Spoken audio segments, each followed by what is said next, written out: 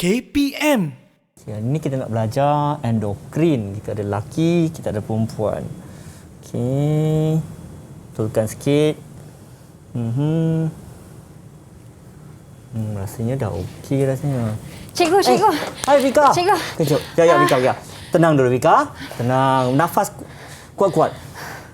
Okey, cikgu. Okey. Vika cikgu, kenapa? maaf. Saya cemas ni, cikgu. Saya takut saya lambat. Cikgu marah. Okey, jangan risau. Cikgu sentiasa bersedia tunggu Vika. Cikgu, Okey. saya berlari-lari ni saya rasa cemas, cikgu. Saya rasa jantung saya berdegup kencang.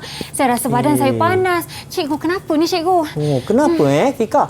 Kalau Vika rasa cemas kan? Ya. Bila kita cemas, jantung jadi cepat. Lepas tu bernafas pun cepat Ya, kan? cikgu. Tak ada nafas dah ni.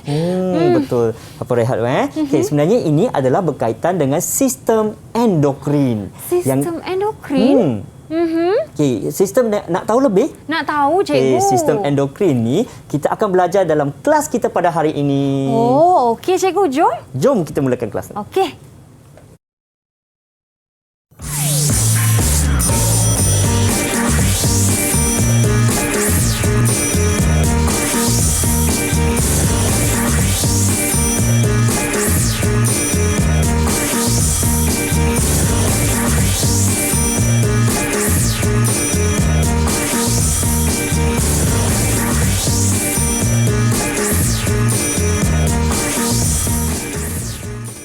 Hello, Assalamualaikum, salam sejahtera. Anda sedang menonton rancangan Didik TV bagi slot menengah atas biologi. Okey, bagi murid-murid yang mengambil mata pelajaran ini, sila keluarkan buku nota anda, pen, pensel, catat nota kerana hari ini kita akan fokus kepada beberapa perkara yang memerlukan otak kita mengingat dan juga kita akan bertanya soalan kebat ya.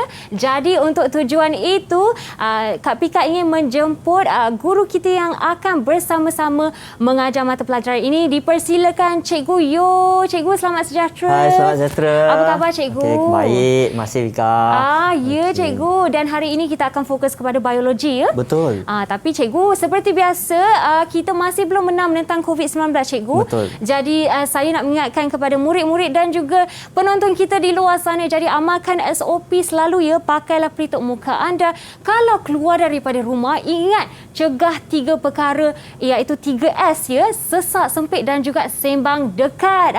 Sembang jauh-jauh sikit, okey. Dan juga kekalkan perjalanan fizikal sekurang-kurangnya 1 meter, pakai pelitup muka dan cuci tangan selalu. Kalau tiada sumber air Cikgu, pakailah gel pembasmi kuman. Jadi untuk tujuan itu saya menjemput Cikgu Yo untuk memakai gel pembasmi kuman kita yang disediakan Cikgu. Silakan. Masih. Ya Cikgu. Okey, Dan thank you. saya juga.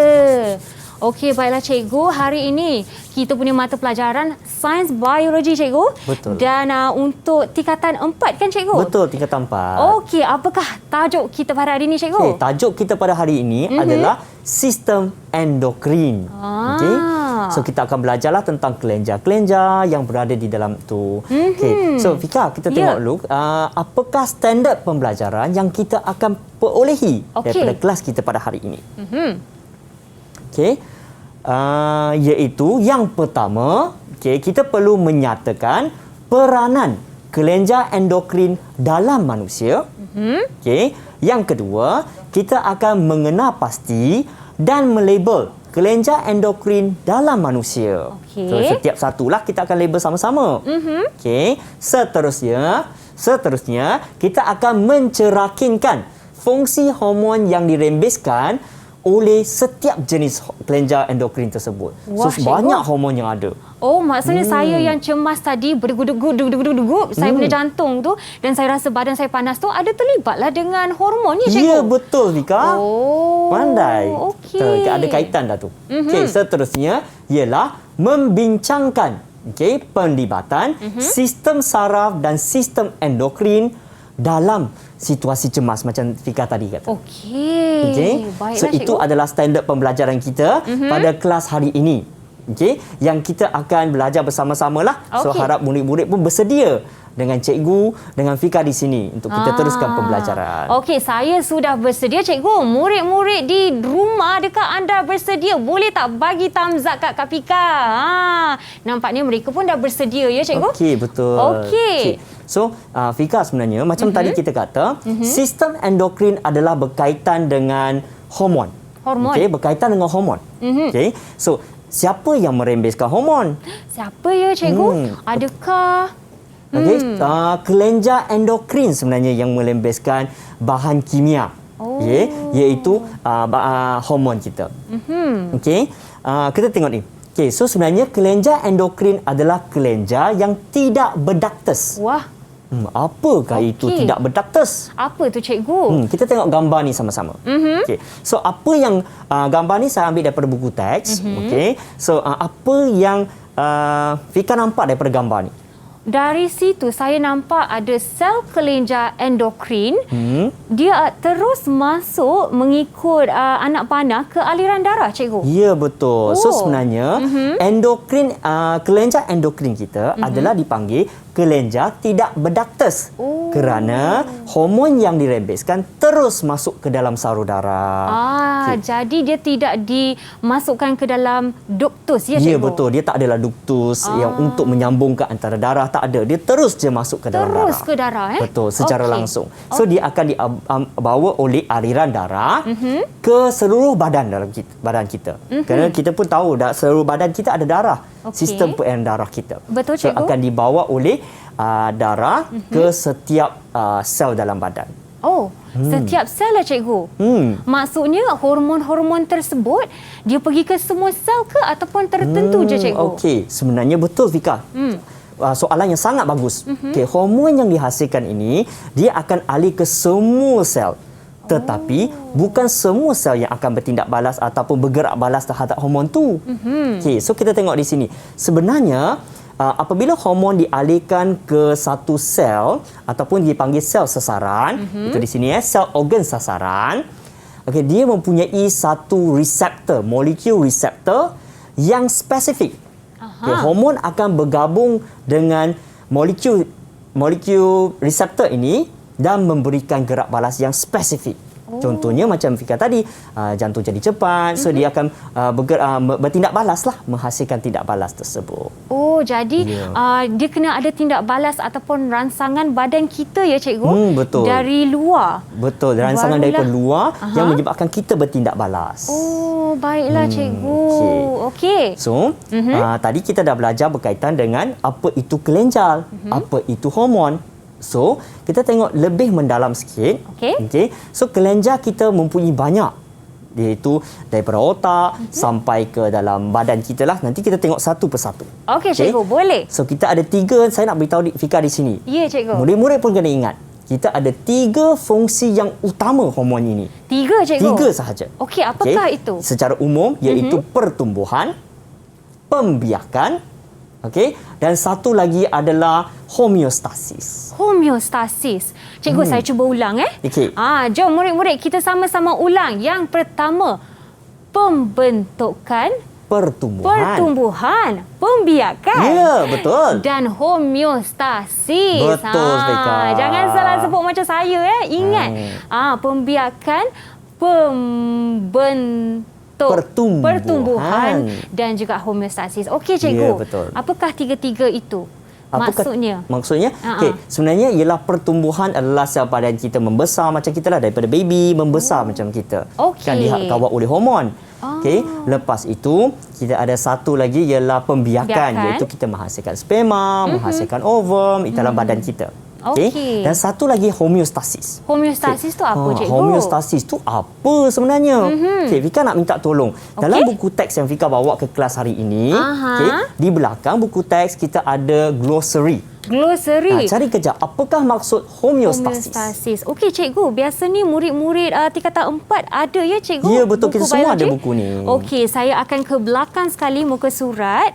Ya, cari dan ada glossary, cikgu. Ya, betul. Ada glossary dalam tu. So, cari homeostasis bermula dengan homeostasis H.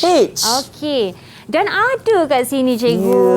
Itu dia. Betul. Maksud homeostasis saya baca, cikgu. Boleh. Masih. Okey. pengawalaturan persekitaran dalam organisma supaya proses-proses fisiologi boleh terus berlaku pada kadar optimum, cikgu. So homeostasis tu macam kawal atur badan kita lah. Dia nak mensediakan satu persekitaran yang sentiasa paling sesuai untuk metabolisme, untuk aktiviti dalam sel kita. Baiklah cikgu, dan bagi murid-murid di rumah juga jangan lupa di belakang buku teks biologi tingkatan 4 kita ada glossary ya cikgu. Ya, betul. Bagi perkataan yang mungkin kita tidak faham sepanjang dalam buku teks. Betul. Okey cikgu, selepas ni saya pasti kita ada aktiviti yang sangat seronok. Ya, betul. Tapi kita akan berehat dululah cikgu. Okey, baik. Bagi ruang untuk murid-murid mengeluarkan buku ni dulu. Betul. Jangan lupa ambil buku. Ya, yang penting kita perlu refer pada buku teks. Okey? Dan kita akan berehat dulu dan kembali di rancangan ini selepas rehat ini. Jumpa anda nanti.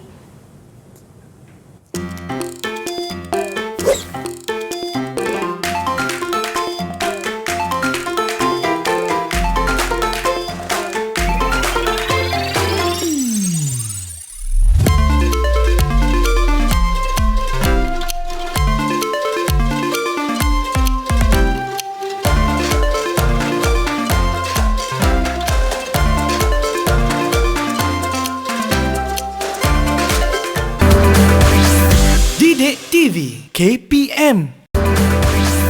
Didik TV KPM.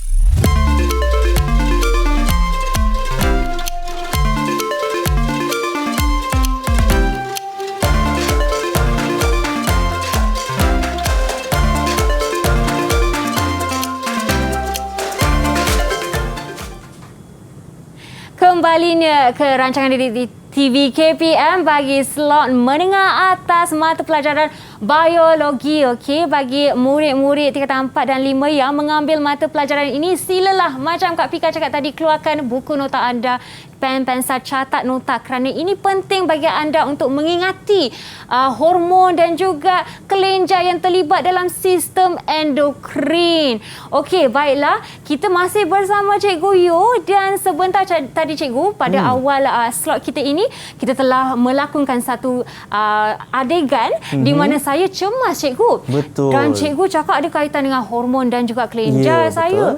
Manakah satu hormon ataupun kelenjar yang terlibat tu Cikgu? Okey, sebenarnya nanti kita akan pergi satu-satu Okey, dalam saya dah itu. tak sabar betul, ni. Tak sabar betul tu kan nampaknya. So yang ni, kita tengok ni. Cikgu dah sediakan beberapa gambar kelenjar yang ada di atas meja untuk Fika. Okey. Boleh tak Fika ambilkan kelenjar Gambar? tersebut Okey. dan tampar di atas manusia yang saya sediakan. Saya lukis tadi. Wah, cikgu bagi saya cabaran sebab saya belum lagi belajar sangat pasal sistem endokrin, tapi dah bagi saya cabaran sikit tapi tak apa, Kita saya belajar cuba. sama-sama. Okey. Yang pertama cikgu, mungkin yang ini kot paling senang sebab rupa macam otak sikit cikgu. Ya, betul. Sebenarnya ini adalah otak lah, betul tu. Otak. Cuma otak tu bukan kelenjar. Tak apa, nanti kita belajar lebih mendalam. Okey cikgu, jadi saya tampal di sini ataupun otak di sebelah mana? cikgu. Di dalam. Otak di dalam, letaklah kat dalam tu kan? cikgu. Takkanlah di luar kan. Yeah. Okey. Dan seterusnya kita ada gambar ni macam pundi ya cikgu. Bukan pundi, Bukan sebenarnya itu pundi. adalah ginjal. Ginjal. Ya, betul. Ya, okey. Sama juga. Ginjal di mana? Ginjal di sinilah cikgu. Okey, betul. Okey, betul Okey, kedudukannya betul. Oh ya cikgu. Okey, so saya tolong pegangkan. Okey. Boleh cikgu. Kan? Okey. Jadi inilah atas dan ginjal di sini dan seterusnya yang ini saya tahu cikgu. Dia macam nak kita punya usus kecil tapi dia sebab dia pendek je. Ini pankreas kan cikgu? Ya, betul. Ini pankreas. Dan pankreas saya letak di sinilah ya cikgu. Okey, sebenarnya Fika, pankreas berada di hadapan ginjal kita. So Okey, hadapan. kita balik sikit ni. Terbalik sikit ni. Ya, betul. Okey. So, di bawah sikit. Di bawah sikit kita boleh letak kita sini letak lah. di bawah lah. Okey. Okey, so dekat macam tu. Baiklah cikgu dan Okey. seterusnya kita ada Yang ini macam ada tulang ditekak je, cikgu. Betul, itu berada di tekak. Ditekak. Okey. Betul lah cikgu, Okey, tegak. betul. Okey, murid-murid kita yang sedang menonton, jangan lupa ya, bila Kak Pika menampal ni, kita sama-sama meneroka di manakah bahagian kelenjar yang terlibat. Ya. Okey, cikgu. Yang ini ovari kan? Betul. Okey, jadi dia perempuan sahajalah kan? Betul. Okey, jadi sebelah sinilah cikgu. Ya, betul, sebelah sana. Okey, Terbalik pula saya terbalik sediakan. kan cikgu? Tak apa, saya terbalik sediakan tu. Patutnya Okey. yang ini di sebelah luar ya? Ya, betul. Okey cikgu, dan seterusnya bila kita ada perempuan, kita ada lelaki, kita ada ovari, kita juga ada testis ya cikgu? Ya, betul. Okey. Testis, So, testis di untuk sebelah lelaki. sini. Baiklah cikgu. So, Okey. yang Fikah betul daripada buku teks tu, murid-murid pun boleh dapatkan daripada muka surat buku teks kita pada muka surat 233. Betul tak Fikah tengok? Cikgu, saya cuba ya. Okey, buku Okey, teks buku yang teks. ini, muka surat 233. Sistem betul. endokrin. Okey. Betul ya cikgu. Fikah. So, terima kasih Fikah Ya. kerana dah tolong cikgu letakkan organ-organ yang ada. Sama-sama, Okey. cikgu. Okey, so saya nak pinjam marker sekejap. Okey, di sini macam tadi yang saya katakan, otak manusia bukan kelenjar endokrin. Tapi kenapa kita letakkan otak kat situ kan? Kenapa tu cikgu? Kerana dalam bahagian otak tu, kita ada satu bahagian yang berada di bawah ini. Okey. Okey, kita panggilkan dia sebagai hipotalamus dengan kelenjar pituitari. Wah, ada dua ya cikgu? Ya, ada dalam tu ada dua. Okey. Iaitu dalam bentuk dia begini. Okey, dalam bentuk dia begini, yang berada di atas ini kita panggilkan sebagai hypothalamus. Hypothalamus. Okey, yang di Okey. bawah ini yang ada dua ketul macam tu Okey. kita panggilkan sebagai kelenjar pituitari. Pituitary. Ya, betul. Okey. So, Fika, boleh tak saya nak minta Fika tolong melabel kelenjar-kelenjar yang ada di atas meja tersebut. Okey cikgu, saya Ya. cuba berdasarkan buku teks tingkatan 4 biologi, muka surat 233, sama-sama boleh bersama dengan Kak Pika ya. Muka surat 233 ada menyatakan bahagian-bahagian ni. Jadi Kak Pika akan rujuk pada buku tersebut. Pankreas cikgu, seperti yang kita katakan tadi, yang ini ya cikgu. Ya, betul. Okey. Jadi pankreas ni ialah kelenjar endokrin ya cikgu? Ya, betul. Salah satu Okey. kelenjar endokrin kita. Dan seterusnya kelenjar adrenal. Ni saya tak pastilah cikgu. Kelenjar adrenal dia sebenarnya saya bagi kata kunci sikitlah Okey. Dia dekat dengan ginjal. Dekat Mana dengan ginjal tadi kata? Oh, jadi yang saya nampak ada lain sikit ni Ya, kelenjar ni betul. ke? Itu adalah kelenjar adrenal. Baiklah cikgu, sedap nama dia kan? Oh, betul. Adrenal. Okey, seterusnya kelenjar thyroid ya cikgu? Thyroid. Thyroid, thyroid saya tahu dia banyak ditekak ya cikgu? Ya, betul. Okey, jadi di sini ya? Ya. Ah.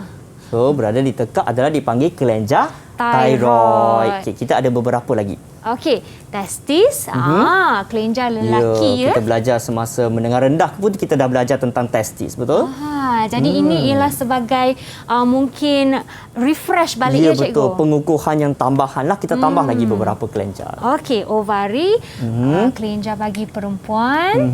Okey, dan ada lagi dua cikgu. Ya. Ni yang cikgu Yang sebutkan tadi tadi. kita terangkan.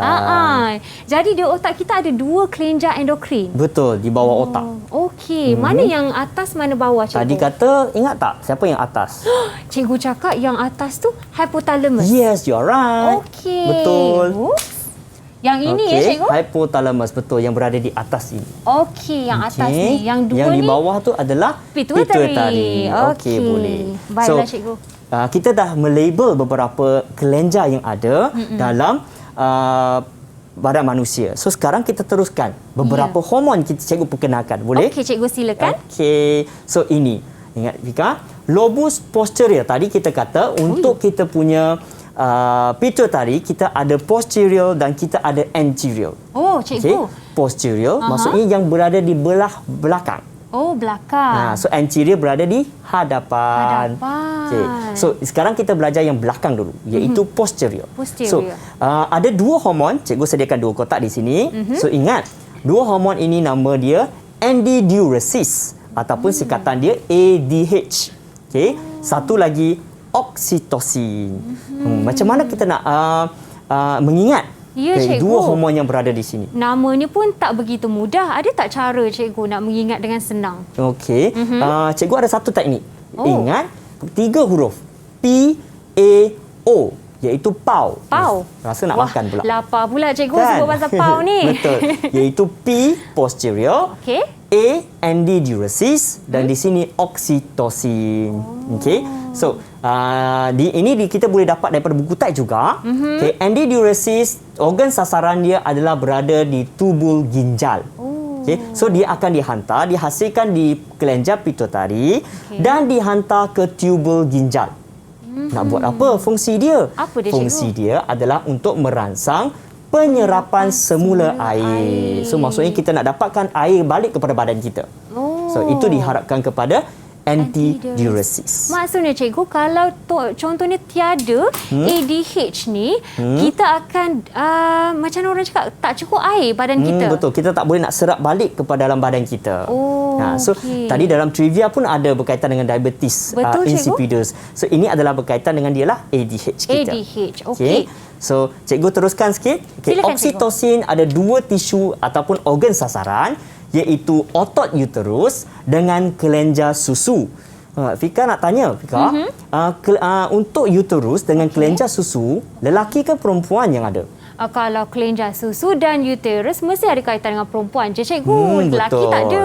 Ya, betul. So ini adalah untuk perempuan lah. So oksitosin dia adalah untuk merangsang pengecutan otot uterus semasa kelahiran. Bila kita nak beranak, kita punya uterus nak mengecut untuk mengeluarkan anak.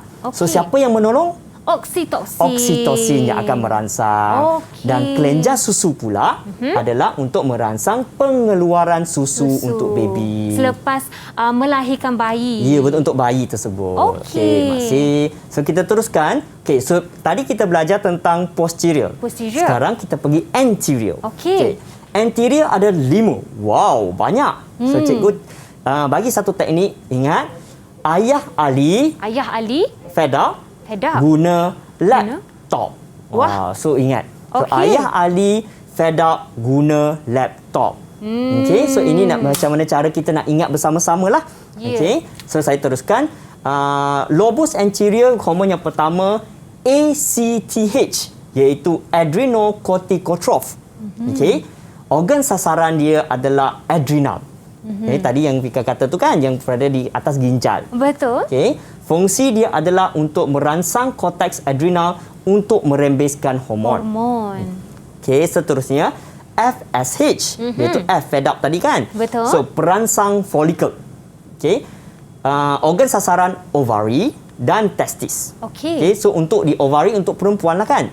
Untuk perempuan dia adalah diguna untuk merangsang perkembangan folikel di dalam ovari. Okey, untuk testis dia digunakan untuk merangsang spermatogenesis. Spermatogenesis. Cikgu, perkataan dia agak panjang cikgu. Kalau saya contohnya jumpa di dalam buku teks, saya tak faham maksud dia macam mana. So sebenarnya macam tadi kita boleh jadi dalam glossary. Tapi saya cepatkan sikit. Boleh, di sini cikgu. perkataan apa yang di depan? Sperma. Sperma maksudnya ialah proses penghasilan sperma. Okey, proses. kita teruskan. Okey. Untuk hormon pertumbuhan untuk pertumbuhan dalam badan lah. Ya, tinggi rendah Ya, pertumbuhan betul. yang orang kata secara baik ya cikgu. Betul, secara baik. Okey, so di sini merangsang pertumbuhan, sintesis protein dan metabolisme lemak. Okey, metabolisme ni cikgu tak pergi mendalam.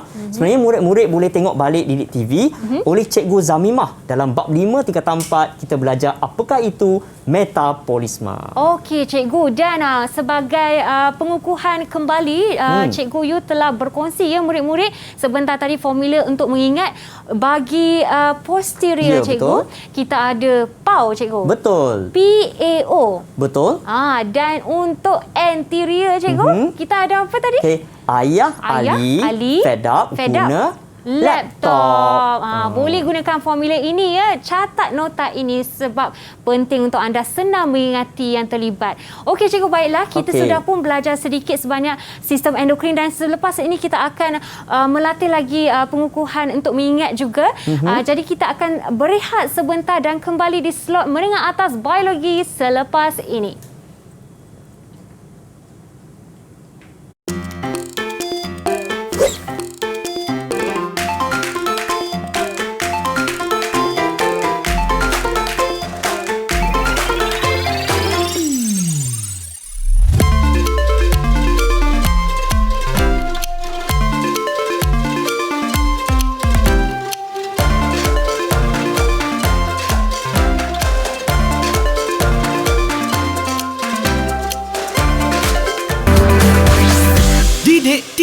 KPM. Didik TV KPM.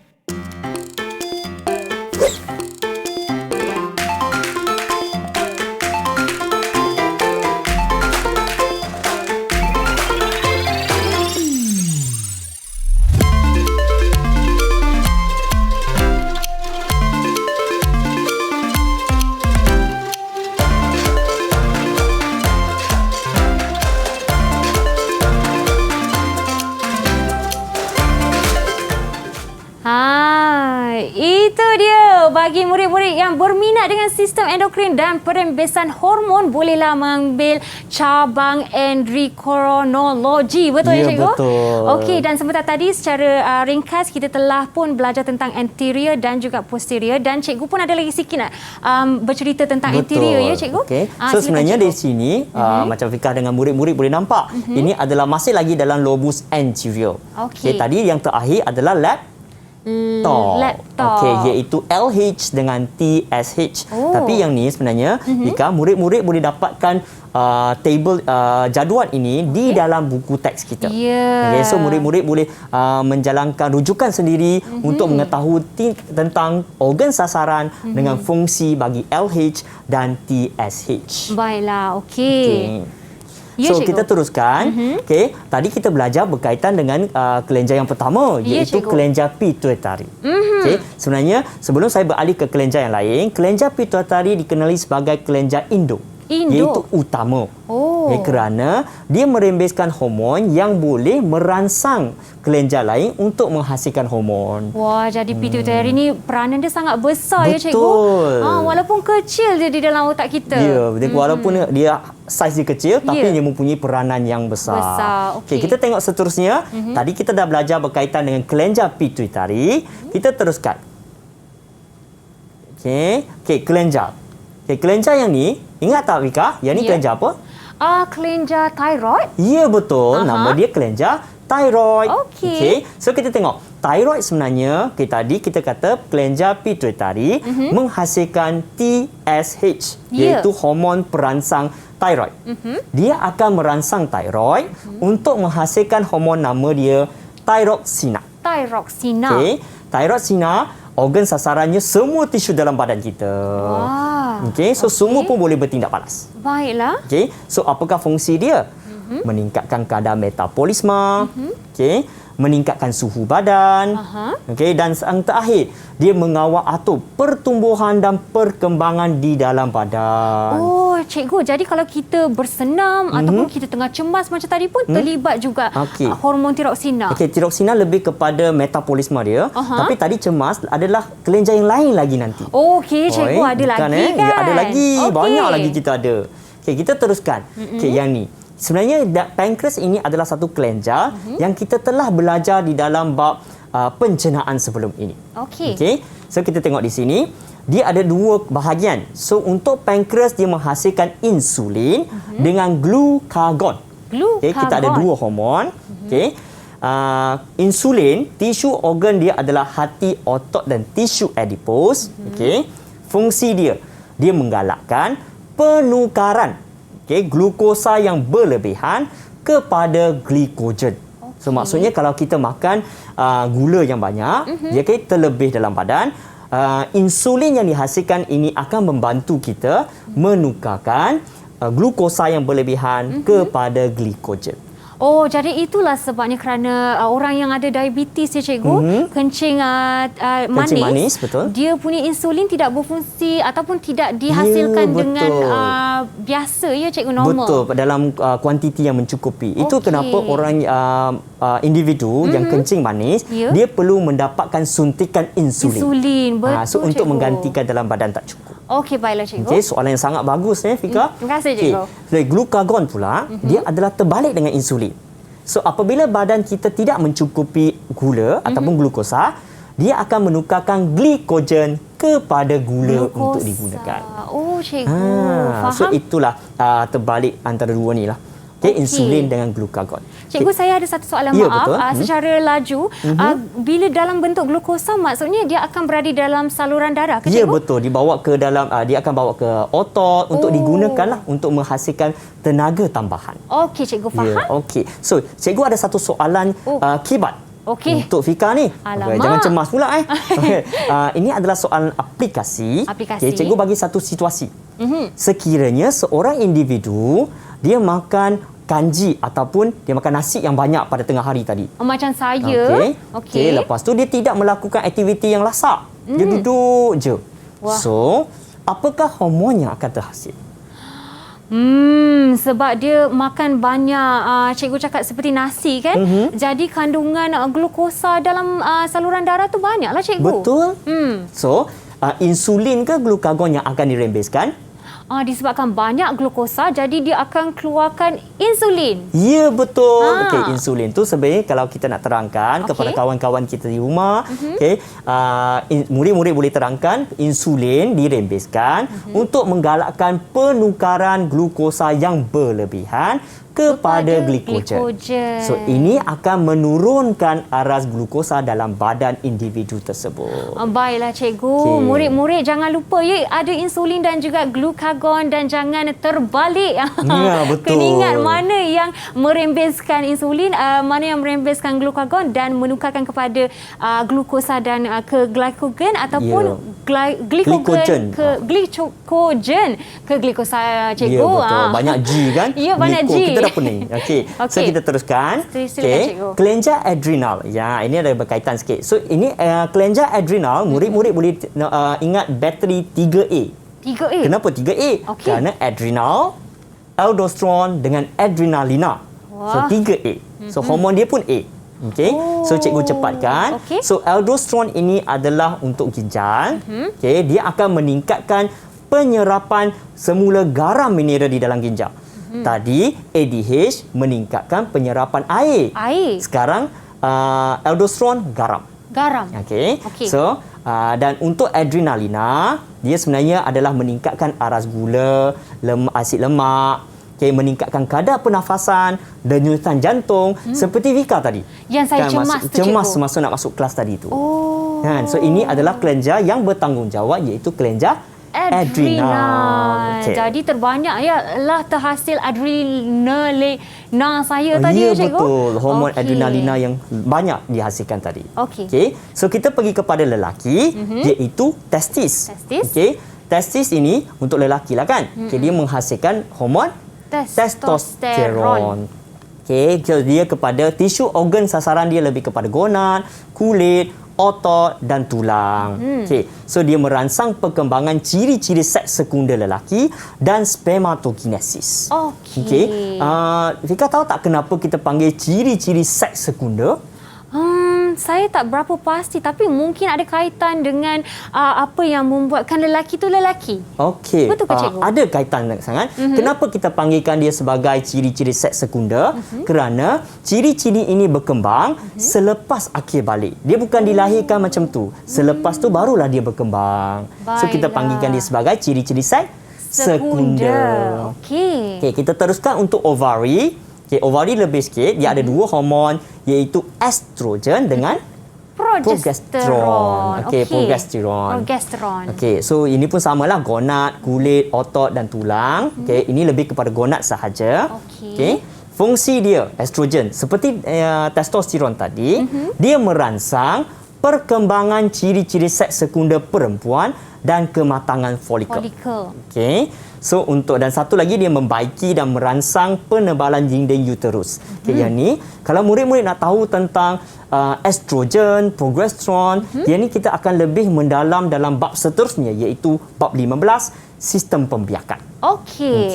So progesteron ini adalah untuk merangsang perkembangan dinding uterus dan pembentukan plasenta. Sangat-sangat penting semasa kita sedang ada bayi, cikgu, dalam kandungan. Kita hamil macam tu kan. So ini ada kala progesteron ini sangat penting kerana kita tak nak bagi keguguran berlaku, kerana plasenta di masa ini dihasilkan Dibentuk. untuk memberikan pertukaran nutrien. Itulah kepentingan dia. Baiklah cikgu. Okey, ini adalah berkaitan dengan ovari. Okey, dan berkaitan dengan testis tadi. Ya, Betul? cikgu. Saya nak tanya kepada Fika sedikit. Okey. Ingat tak apakah contoh hormon yang dihasilkan oleh kelenjar thyroid? Okey, kalau thyroid cikgu di bahagian belakang tekak kita ni, thyroxina ke cikgu? Betul, thyroxina. Okey, nampaknya Fika sangat faham tentang kelenjar ni. Ya cikgu. Okey, Tadilah soalan lagi, saya rasa murid-murid di luar pun nak berserta dengan saya menjawab soalan cikgu Yo. Okey, so daripada soalan kita tambah sedikit lagi. Okey. Untuk pankreas, dia menghasilkan dua hormon iaitu Okey, cuba murid-murid di luar sana menjawab dengan Kak Pika sekali. Saya rasa untuk pankreas, cikgu saya ingat insulin okey, dan insulin. juga hormon insulin dan juga alamak glukagon. Yes, Betul ke, cikgu? betul. Iaitu glukagon. Glukagon. Okey, saya terangkan sedikit. Okey. Iaitu tadi kita kata hormon insulin dirembeskan untuk menukarkan glukosa yang berlebihan kepada glikogen. Glikogen. Okey. Glukagon dirembeskan untuk menukarkan glikogen kepada glukosa. So itu adalah lebih kepada fungsi kepada kedua-dua hormon tersebut. Okey, cikgu. Faham? So cikgu nak tambahkan sedikit lagi berkaitan cikgu. dengan kelenjar hypothalamus. Tadi cikgu terlepas pandang nak beritahu tentang hypothalamus. Ya, cikgu. Okey. Apakah Hypothalamus sebenarnya adalah dia merembeskan hormon GnRH iaitu perembes gonadotropin. Wah. Wah, panjang nama dia. Panjang nama dia. GnRH ini digunakan untuk merangsang kelenjar pituitari Okey. untuk menghasilkan FSH dengan LH. FSH dan LH macam cikgu dah sebut dah tadi kan? Ya, betul. Itu tadi kita belajar tentang kelenjar pituitari. Iaitu FSH ialah perangsang folikel dan LH adalah hormon pelutinan. Okey, cikgu. Yang digunakan yang biasa ada dalam perempuan lah. Untuk perkembangan folikel, dengan LH untuk ovulasi. Ovulasi. Okey, cikgu. Dan kita sebenarnya cikgu, saya rasa kita dah cukup sebanyak merangkumi semua sistem endokrin yang terlibat. Kan ada lagi cikgu? Tak ada, dah habis dah. Dah habis dan selepas ini mungkin kita akan ada sedikit ulang kaji dan pengukuhan ya cikgu. Betul. Dan cikgu Yu pasti ada tips-tips lagi untuk anda tingkatan 4 dan tingkatan 5 yang mengambil mata pelajaran biologi, tapi kita akan berehat sebentar dan kembali selepas ini.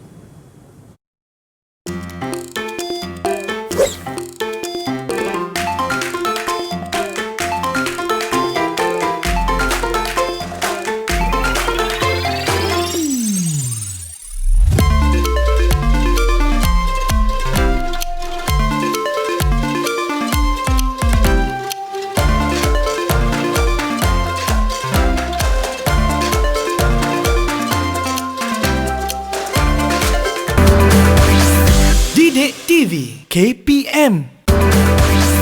Didik TV KPM.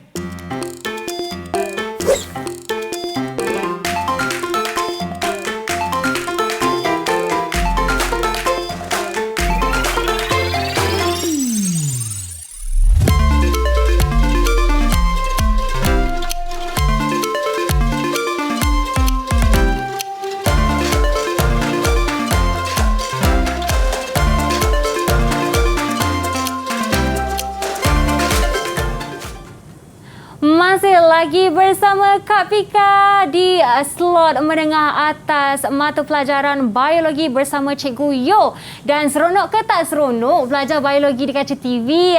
Mesti seronok kan? Dapat lagi cikgu yang sangat-sangat berpengalaman mengajar kita selama 11 tahun ya cikgu dah betul. mengajar biologi? Ya, saya mengajar di sekolah SMK Bandar Baru Sentul 11 tahun. Wah, cikgu sungguh lama. Okey, baiklah cikgu, sebentar tadi kita telah pun merangkumi ke berapa ya cikgu? Banyak kelenjar. sistem endokrin endokrin, kelenjar yang terlibat dalam sistem endokrin. Betul.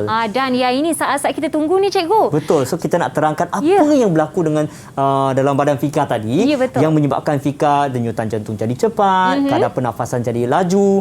So itu dipanggil sebagai keadaan cemas ataupun kita boleh ringkaskan nama lain dia adalah lawan atau lari. Okey, kadang-kadang contoh yang lain lah Fika, apa yang contoh lain semasa kita rasa cemas?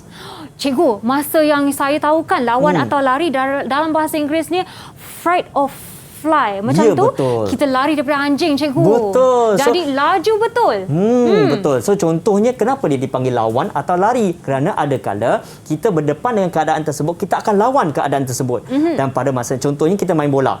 Kita main bola dan kita akan lawan dengan pihak yang lain tu. Okay, lari maksudnya contohnya kita dikejar oleh anjing. Takkanlah saya nak pergi lawan dengan anjing kan? Betul So lah. kita akan lari.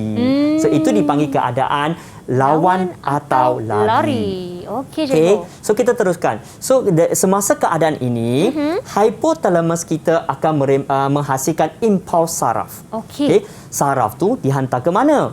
Dihantar ke medulla adrenal. Mana adrenal Dekat kelenjar adrenal lah. Ya, betul. Dekat kelenjar adrenal. Okey. Di sini dia akan adrenal kita akan merembeskan hormon. Okey. Hormon adrenalina ataupun noradrenalina. Okey, so hormon ini dihasilkan dalam keadaan yang cemas. Okey, dia akan dihantar oleh aliran darah seperti tadi ke efektor. Okey. Apa itu efektor? Apa tu, cikgu? Okey, Fika boleh tak tolong cikgu cari dalam glossary sekali lagi? Okey, apakah itu efektor? Ya. Glossary di depan ke belakang? Di belakang, Ya, cikgu. belakang. Biasanya murid-murid kita tak perasan sebenarnya di Betul. belakang sekali buku teks ada glossary, Ya, cikgu. dia maksudnya kamus yang bersama dengan kita. Ya. Okey, dan kita mencari E faktor. Jadi E di sini dia telah menyatakan di sini bahagian badan yang menerima arahan daripada pusat kawalan dan bergerak balas terhadap rangsangan dengan sewajarnya, cikgu. Ya, betul. So sebenarnya efektor kita adalah satu organ ataupun kita panggil organ sasaran tadi yang memberikan gerak balas. Okey. So di sini efektor kita akan menghasilkan gerak balas. So, contohnya macam tadilah, gerak balas yang terhasil ialah denyutan jantung bagi Fika jadi laju, kadar pernafasan jadi laju. Sebenarnya yang kita dapat nampak dalam badan tu semasa cemas, aras gula di dalam aras glukosa di dalam badan pun meningkat. Wah. So banyak benda yang berlaku sebenarnya dalam badan yang kita tak perasan dia. Patutlah saya rasa badan saya pun panas juga tadi kan, ya, cikgu? betul kan. So kita rasa peningkatan suhu badan pun boleh kan di situ. Okey. Betul. So Fika, ini saya ambil daripada soalan tahun-tahun lepas. Okey, Fika nampak apa di sini? Okey, ada dua pemain bola sepak bermain bola sepak. Okey, so ini adalah keadaan nama dia Lawan. atau Betul ke? dia kena Lari. sekali. Dia sekali. Kita tak boleh Lawan pisahkan. atau lari. Okey, so ini dipanggil lawan atau lari. Okey, so dia mulakan dengan hipotalamus, menghasilkan impuls saraf. Okey. Dihantar ke di mana? Thyroid ke, adrenal ke? Yang disebut tadi kelenjar adrenal. Ya, betul. Dia panggil medulla adrenal. Medulla. Okey, yang menghasilkan hormon nama dia adrenalina ataupun noradrenalina. Okey, lepas tu dia akan ke organ sasaran. Contoh dia? Contohnya organ sasaran efektor, ya, cikgu? Betul. Iaitu yang kita denyut cepat tu jantung. Betul, iaitu menyebabkan jangan cepat kan, laju, kadar pernafasan pun laju dan kita akan memain bola semasa main bola tersebut. Okey. So dalam keadaan yang sama di sini sebenarnya Pika nampak di belakang ni penonton, cikgu. Penonton. Bila kita tengok bola, kita excited, kita cemas. Betul. Kita pun nak menang juga walaupun kita tak main kan. Ya, betul. So itu masa itu penonton pun sama. Dia pun menghasilkan adrenalina yang meningkatkan denyutan jantung, kadar pernafasan mereka pada masa yang sama. Baiklah, cikgu. Kalau penonton kita rasa seronok kan, cikgu? Tapi kalau kita nampak seseorang yang kita suka, cikgu, kita rasa macam segan tapi seronok tu pun adrenalina. Ya, betul. Adrenalina juga yang dihasilkan dalam badan kita. Okey. Adapun ada kala kita pergi tengok konsert, kita pun sangat seronok dan jantung gembira. kita pun laju. Itu pun sama. Ataupun semasa kalau murid-murid sebelum inilah ada pengalaman kita tengok wayang, so yang cemas, kita pun rasa termasuk dalam TV dan dia laju denyutan jantung kita pun sama. Itu dipanggil sebagai keadaan cemas lah. Okey, jadi setiap hari, mungkin setiap masa pun hormon-hormon kita bergerak dan memainkan peranan untuk membuatkan kita merasa sesuatu ya cikgu. Betul. Kadar denyutan laju, badan rasa panas dan kita rasa mungkin cemas, takut, seronok. Okey cikgu. Betul. Okey, thank you Fika. So sebenarnya daripada kelas pembelajaran kita pada hari ini, kita rumusan sedikit. Saya nak tanya Fika. Dan awal-awal kita kata ada 3 peranan utama sistem endokrin kita. Yang ini yang saya rasa silap je tadi. Tapi murid-murid sama-sama kita buat ya. Kita ingat 3 peranan. Yang pertama cikgu, saya ingat pertumbuhan. Okey, betul. Yang ini saya ingat sebab pembiakan melibatkan ovari dan juga testis. Ya, betul. Dan lagi satu, homeostasis. Betul. Okey, so ada 3. So nampaknya Fika dah boleh menerangkan dan memberikan 3 fungsi utama sistem endokrin dalam badan kita. Ya cikgu, dan kita mestilah ingatkan juga kepada murid-murid kita ada 2 formula anterior dan posterior di dalam pituitary kan cikgu? Okey, iaitu untuk posterior, ingat makanan kita? Makanan? Mana apa? Pau. P-A-O, iaitu posterior. ADH dengan oksitosin. Okey. So untuk anterior pula, kita ada ayah, Ali, fed up, guna laptop. So ingat murid-murid, tapi sebenarnya Fika di sini adalah teknik ini adalah daripada saya fikirkan. Tapi murid-murid boleh lebih kreatif untuk menghasilkan teknik yang sendiri. Yang kepada mereka sendiri. Yang lebih mereka senang nak ingat kan cikgu? Betul. So lebih kepada mereka senang nak ingat, mungkin daripada kawan-kawan semasa berbincang, boleh juga dijadikan sebagai satu teknik lah untuk biologi kita bersama-sama belajar. Ya cikgu. Okey, baiklah cikgu. Seperti tadi cikgu sebutkan, mungkin ada kaitan insulin dan juga diabetes ya cikgu. Boleh tak cikgu bagi contoh, mungkin bagi contoh ni kalau kita tiada kelenjar tiroid ni ada masalah ya cikgu.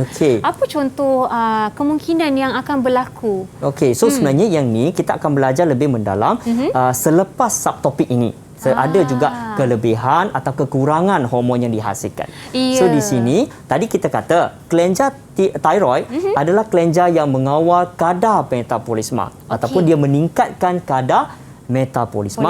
So kalau kita kelenjar tiroid kurang menghasilkan tiroksina.